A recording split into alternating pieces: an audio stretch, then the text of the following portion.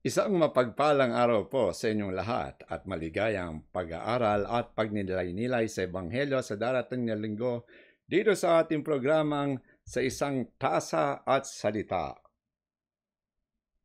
Bago pa lumamig ang ating kape, simulan po natin ang ating pag-aaral. Ang ating pong tatalakayin ngayon ay ang Ebanghelyo ayon kay San Marcos, Kabanata 5, versikulo 21 hanggang 43. Ito po ang babasahin sa ika-13 linggo ng karaniwang panahon. Sana po lahat kayo nasa mabuting kalagayan. Pagdasal po natin ang higit ng nangangailangan ng ating mga panalangin. Sabay-sabay po nating dasalin at hingin ang pamamatnubay ng banal na Espiritu ng Diyos sa pag-aaral natin ng Kanyang salita.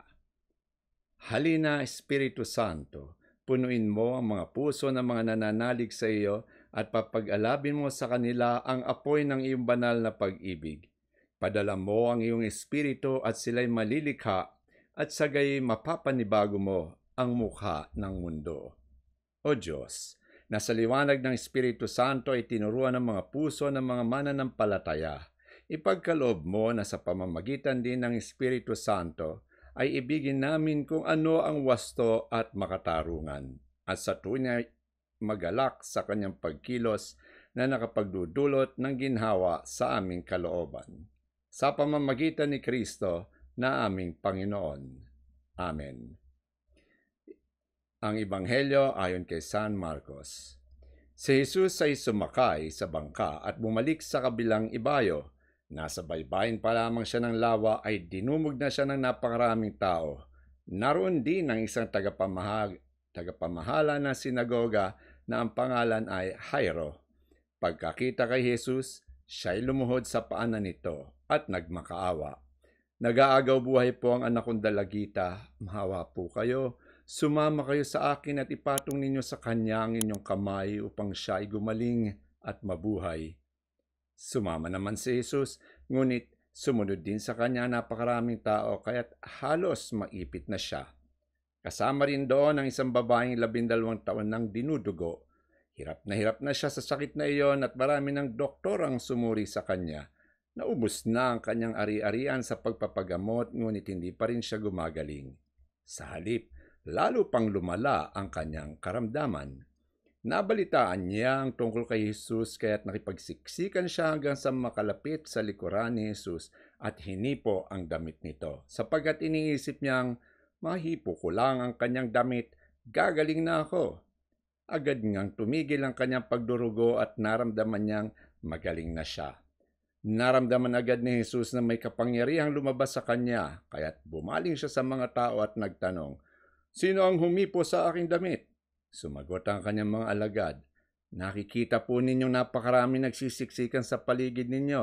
Bakit pa ninyo itinatanong kung sino humipo sa damit ninyo?" Subalit lumingin-lingon si Jesus upang tingnan kung sino ang humipo sa damit niya. Palibhasa alam ng babae ang nangyari, siya'y nanginginig sa takot na lumapit kay Jesus, nagpatira pa at ipinagtapat ang buong katotohanan. Subalit, sinabi sa kanya ni Jesus, "Anak, pinagaling ka ng iyong pananampalataya. Umuwi ka na at ipanatag mo ang iyong kalooban. Ikaw ay magaling na." Habang nagsasalita pa si Jesus, may ilang taong dumating mula sa bahay ni Jairo. "Patay na po ang inyong anak, wag na po ninyong abalahin ang guro," sabi nila. Ngunit nang marinig ito ni Jesus, sinabi niya kay Jairo, "Huwag kang matakot, manampalataya ka lamang."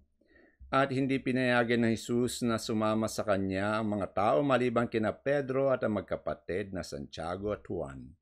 Nang dumating sila sa bahay ni Jairo, nakita ni Jesus na nagkakagulo ang mga tao, may mga nagiiyakan at nananaghoy. Pagpasok niya ay kanyang sinabi, "Bakit kayo nagkakagulo at nagiiyakan? Hindi patay ang bata, siya'y natutulog lamang."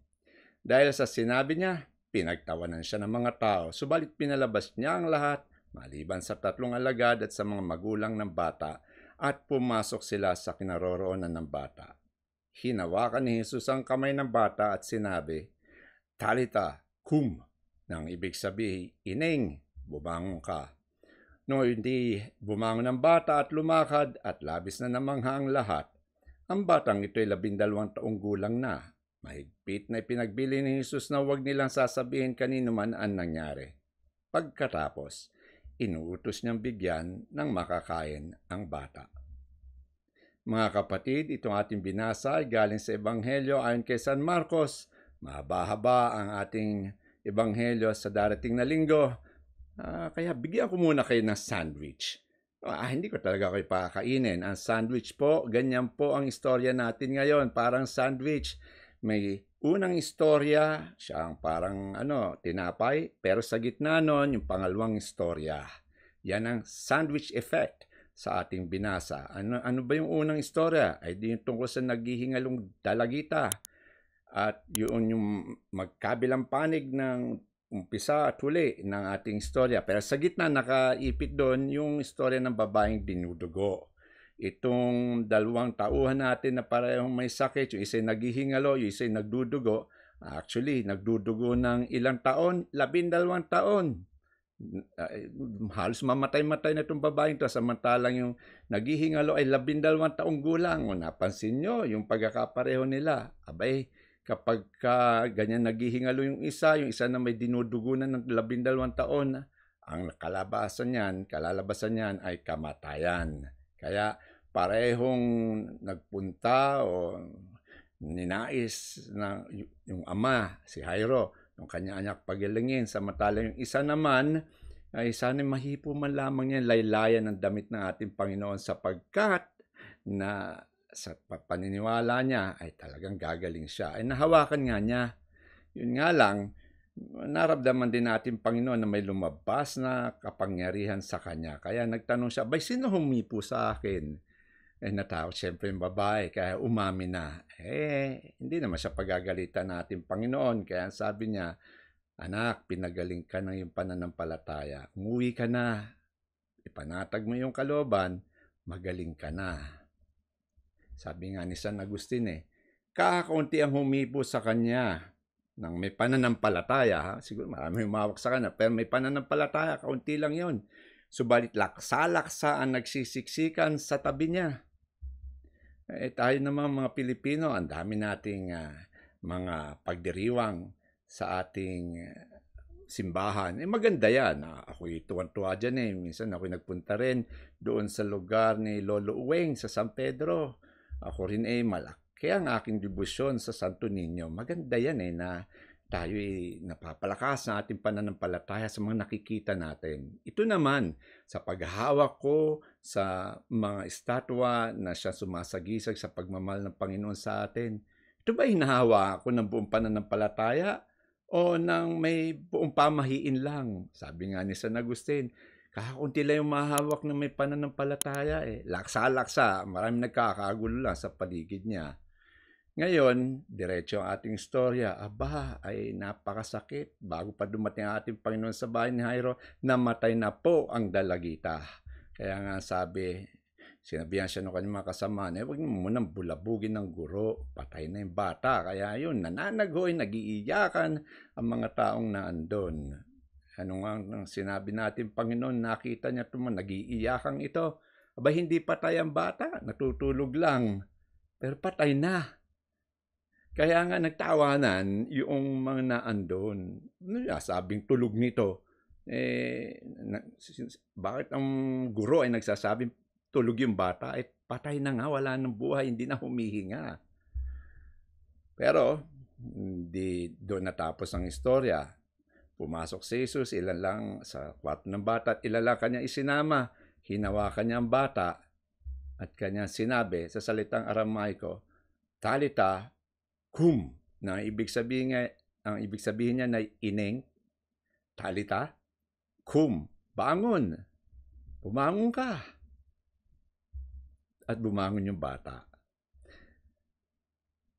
Ang patay, nabuhay. Ang may sakit kanina na 12 taon ang dinurugo, gumaling. Napansin nyo ba? Nangyari ang lahat ng iyan, nabago ang istorya, gumaling yung nagdurugong babae, 12 taon na, walang doktor makapagpagaling. Itong batang ito, patay na, bumangon pa. Paano nangyari yon? Napansin nyo ba ang sinasabi sa Ebanghelyo? Hinawakan ni Jesus. Hinipo ni Jesus. Kumbagay, ayan, hawak ang mga kamay. Yung babae naman, hinawakan yung kanyang laylayan ng damit.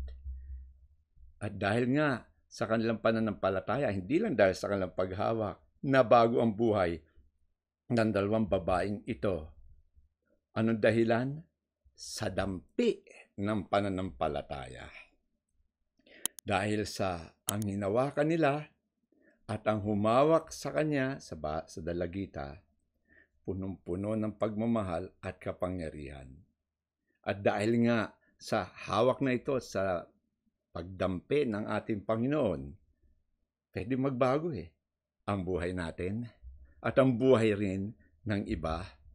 Tayo naman ay siyempre tapat sa ating pananampalatayang Katoliko, sinusubukan ng marami na magdasal, sumimba tuwing linggo, at magandang bagay iyan. Lahat tayo inaanyayahan na magdasal at magkaroon ng magandang relasyon sa ating Panginoon. Pero binanggit na rin natin, Panginoon, alam nyo ba na ang pinakang mahalagang utos ay dalawa, pagmamahal sa Diyos, pagmamahal sa kapwa. Dito napapasok na kung talagang tayo ay minsan ay nahipo, hinawakan ng Panginoon, na bago ng ating buhay, gayon din naman, mapapabago rin natin ang buhay ng iba sapagkat mararanasan ng iba yung karanasan natin sa Panginoon. Paano nangyayari yun? Di nga ba, kapag tayo punong-puno ng pagmamahal sa ating Panginoon, yung paghawak natin sa ating kapwa-tao sa pamamagitan ng pagbibigay doon sa mga nangangailangan o kaya sa mga magkakaibigan o sa mga kasambahay at mga kasamahan natin sa trabaho o sa pamilya na nakasama ang loob natin, ngayon ay ating pinatawad. Hindi ba yan dampi ng pagmamahal at pananampalataya na siyang pwedeng magpabago sa buhay ng isang tao na minsan may nangailangan at lumapit sa kung ano man yung pangangailangan na iyon, pag-unawa kayo, pagpapatawad o kahit yung mga material na bagay. Hindi ba yung pagtulong sa kanila at pagpapakita sa kanila ng kabutihan and kindness, a little bit of kindness. Hindi ba yan ay mga maliliit na dampi ng pagmamahal at pananampalataya na minsan nagpagaling sa dalawang babae at maaari pa rin maghilom sa mga sugat ng marami sa panahon natin ngayon. Pero tayo naman ang gagawa niyan. Kasama na rin yung mga dampinan pananampalataya natin sa kalikasan. Nung kami ay nasa elementary at high school, marami kaming punong kahoy na itinanim. May tree planting kami taon-taon. Hindi ba yan ng pagtatanim ng puno isang dampi ng paggalang sa mundong ibinigay sa atin ng Panginoon? Kaya nga, ang paggalang din sa kabukiran, sa hangin, sa mga hayop, yan ay isang dampi rin ng pananampalataya at pagmamahal ng ating Panginoon na tayo naman ang gagawa at tayo rin ang sasalamin sa ibang tao at sa buong mundo kung ano ibig sabihin na mahalin at maranasan ang kagalingan ng ating Panginoon. Una sa lahat, dahil tayo man nagmahal sa Panginoon at nakaranas ng kanyang ng paggaling natin mula sa kanya, mula sa kanyang kapangyarihan. Kaya ito na ang target natin, mga kapatid. Sa inyong pang-araw-araw na buhay, inyong subukan at tingnan kung paano nyo may papakita sa iba, mayahayag yung dampi ng pananampalataya at pagmamahal sa ating Panginoon Diyos. Kaya nga, we are proud to be Catholic kapag ginawa natin yan at ninais natin yan. Ito po ang mga katanungan ko sa inyo para sa mas malalim pang pag-unawa sa ating binasa.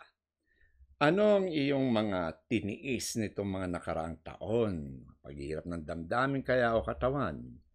Paano mo naranasan ang pagpapagaling sa iyo ng Panginoon? At ang pangatlo, paano mo may pakikita ang pagtanaw mo ng utang na loob sa pagpapagaling sa iyo ng Panginoon? Ang mga salita natin ngayon ay mula kay San Jose Maria Escrivá. Ang sabi niya, ang mga santo ay hindi mga abnormal na nilalang, mga hiwaga na sinasaliksik lamang. Sila ay may mga laman at dugo, katulad sa iyo, at nagwagi sila. Muli, pasalamatan natin ang Panginoon sa pagbibigay sa atin ng kaunting oras na ito ng pag-aaral sa Kanyang salita. Sabay-sabay po nating dasalin. Ama namin, sumasalangit ka, sambahin ang ngalan mo, mapasamin ang kaharian mo, sundin ang loob mo dito sa lupa para nang sa langit. Bigyan mo kami ngayon na aming kakanin sa araw-araw. Patawarin kami sa aming mga sala para ng pagpapatawad namin sa nagkakasala sa amin. Huwag mo kami pahintulot sa tukso at iadya mo kami sa lahat ng masama. Amen. Maria, mapagampon sa mga Kristiyano, ipanalangin mo kami. Sumainyo ang Panginoon. Pagpalain kayong lahat ng mga pangyarihang Diyos, Ama, Anak, at Espiritu Santo. Amen. Maraming salamat po sa pagsubaybay nyo sa ating programang Sa Isang Tasa at Salita. Mainit pa rin ang ating kape. Hanggang sa susunod, enjoy the rest of the day. Enjoy this coming Sunday. And as always, stay good.